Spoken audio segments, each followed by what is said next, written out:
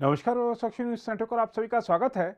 भारतीय निर्वाचन आयोग ने आज राष्ट्रपति चुनाव की तारीखों का ऐलान कर दिया। इसके मुताबिक राष्ट्रपति चुनाव की अधिसूचना 15 जून को जारी होगी। 29 जून तक नामांकन किए जा सकेंगे। 30 जून को नामांकन पत्रों की जांच होगी और 13 जुलाई तक नामांकन वापस लिए जा सकेंगे। राष्ट्रपति चुनाव के लिए 18 जुलाई को मतदान कराया जाएगा और 21 जुलाई को मतगणना का कार्य किया जाएगा। यानी 21 जुलाई शाम तक देश को नए राष्ट्रपति का नाम पता चल जाएगा। मुख्य निर्वाचन आयुक्त राजीव कुमार ने एक संवाददाता सम्मेलन में राष्ट्रपति चुनाव कार्यक्रम की घोषणा करते हुए कहा कि राज्यसभा के महासचिव राष्ट्रपति चुनाव के प्रभारी अधिकारी बनाए गए हैं। उन्होंने कहा कि निर्वाचन आयोग राष्ट्रपति पद के लिए स्वतंत्र और निष्पक्ष तरीके से चुनाव कराने को लेकर पूरी तरह से तैयार है। साथ ही उन्होंने बताया कि राष्ट्रपति चुनाव में राजनीतिक दल कोई व्हिप जारी नहीं कर सकते। इसका मतलब यह है कि सांसद और विधायक अपनी पसंद के उम्मीदवार को वोट दे सकने के लिए स्वतंत्र हैं। हम आपको बता दें कि वर्तमान राष्ट्रपति रामनाथ कोविंद का कार्यकाल 24 जुलाई को समाप्त हो रहा है। राष्ट्रपति का चुनाव संसद के दोनों सदनों के निर्वाचित सदस्यों और राष्ट्रीय राजधानी क्षेत्र दिल्ली और केंद्र शासित प्रदेश पुडुचेरी समेत सभी राज्यों की विधानसभाओं के निर्वाचित सदस्यों द्वारा किया जाता है।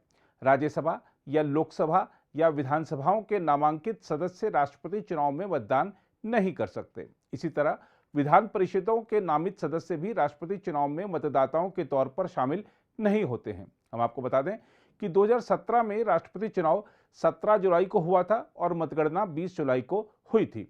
राष्ट्रपति चुनाव कार्यक्रम की घोषणा होते ही इस पद के उम्मीदवारों के नामों को लेकर भी अटकलों का दौर शुरू हो गया है।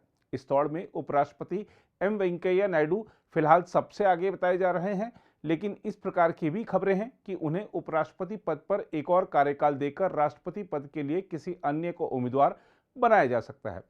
फिलहाल आंकड़ों के हिसाब से एनडीए का पलड़ा भारी है, यानी केंद्र में सत्तारूढ़ एनडीए का उम्मीदवार ही राष्ट्रपति चुनाव जीतेगा, यह तय है।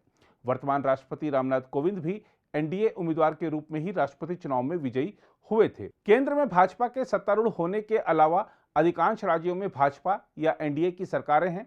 इसके अलावा ओडिशा और आंध्र प्रदेश में सत्तारूढ़ पार्टियों का समर्थन भी राष्ट्रपति चुनाव में एनडीए उम्मीदवार को मिलना तय माना जा रहा है। लोकसभा में 300 से ज्यादा सांसदों वाली पार्टी भाजपा के पास राज्यसभा में भी सर्वाधिक सांसद हैं। हर सांसद के वोट की वैल्यू 700 है।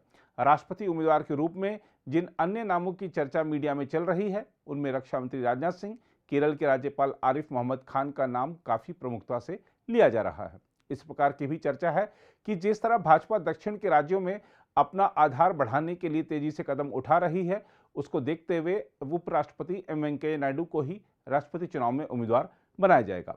वैसे राष्ट्रपति चुनाव निर्विरोध होने के आसार कम ही हैं, क्योंकि विपक्षी संपर्क की ओर से अपना उम्मीदवार उतारा जाना तय है। दरअसल कांग्रेस यह देखना चाहती है कि वर्तमान परिदृश्य में उसके साथ कितने दल खड़े हैं।